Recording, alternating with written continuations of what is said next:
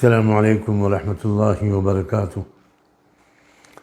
بسم اللہ الرحمن الرحیم، والحمد للہ رب العالمین، والصلاة والسلام علی اشرف الانبیاء والمرسلین، سیدنا و سید الاولین والآخرین، محمد وعلی آلہ وصحبہ اجمعین، وعلی کل من سار علی دربہ واتبع ہداہ الی یوم الدین۔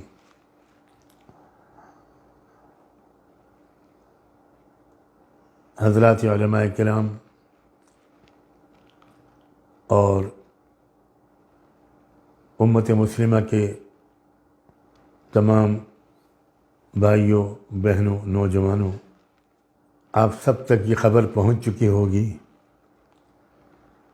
کہ ممتاز عالم دین، بین الاقوامی شہرت کے حامل مولانا سید سلمان حسینی ندوی اچانک راہی ملک بقا ہو گئے۔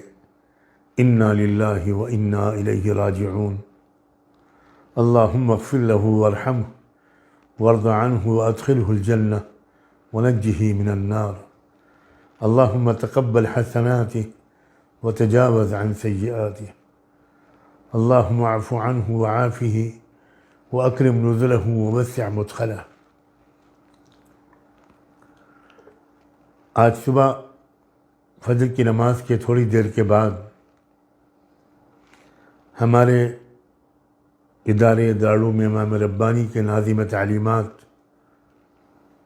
مولانا مجیب الرحمن ندوی نے ایک مختصر سا میسیج بھیجا کہ مولانا کا انتقال ہو گیا، انا للہ و انا الیہ راجعون۔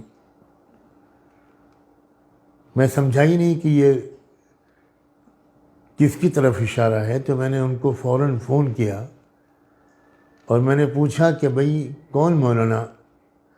تب انہوں نے بتایا کہ مولانا سلمان صاحب۔ مجھے سچی بات یہ ہے کہ کئی بار ان سے اسے کنفرم کرنا پڑا، یقین ہی نہیں آ رہا تھا۔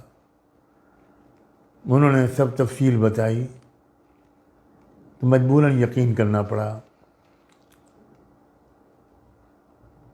اب تو دل و جان سے دعا ہے کہ اللہ تعالیٰ مولانا کی حسنات کو قبول فرما لے، اور جو علمی فکری غلطیاں ان سے کچھ سرزد ہوئیں اور ہم سب خطا و نسیان کے پتلے ہیں، ان کو اللہ تعالیٰ معاف فرما دے۔ مولانا کی شخصیت کا ایک پہلو بہت زیادہ مشہور ہو گیا، ان کے افکار کا، ان کے خیالات کا، خاص طور پر صحابہ کرام اور بالخصوص سیدنا معاویہ رضی اللہ عنہ کے بارے میں ان کی تعبیرات، ان کے الفاظ، ان کے خیالات، ان کی آراء یہ مشہور ہو گئیں، اور اس کی وجہ سے بہت نقصان ہوا۔ جو فائدہ امت کو ان کے علم سے